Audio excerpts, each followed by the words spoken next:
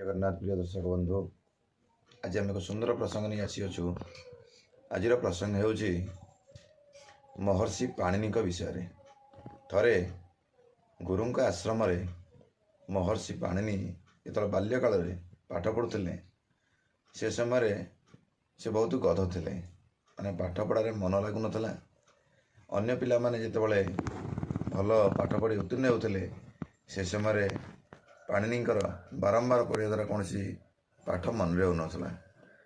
तेणु गुरुजी विरक्त हो गुरुकुल आश्रम गुरुदेव विरक्त हो कहले ये तो द्वारा पाठ हेबनी तू आज घरे जाकि पितामाता कार्य साहाय्य कर तेणु तुम घर को प्रत्यावर्तन कर। तर महर्षि कौन कले महर्षि पाणिनि ये तो महर्षि नथिल ना जिते पाणिनि विद्यालय फेरिले गुरुकुल आश्रम फेरिले से समय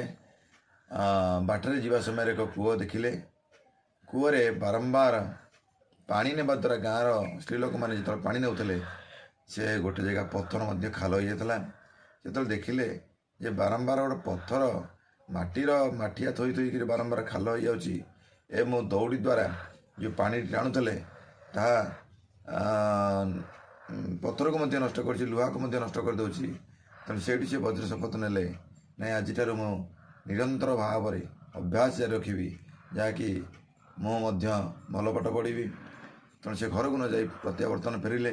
प्रत्यावर्तन कले गुरुकुल आश्रम को सेठारे गुरुजी कहले कौन है ना आज्ञा मुझ निश्चित भल पाठ पढ़ी से दिन एत भाव जत्न सहित पाठ पढ़िले जहाँकि भविष्य से संस्कृत व्याकरण रचना करते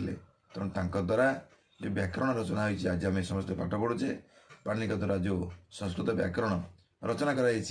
आम पाठ करुचे तेणु यही गपर आम यह शिक्षा लाभ कले निरंतरता द्वारा निश्चित भाव साध्य काम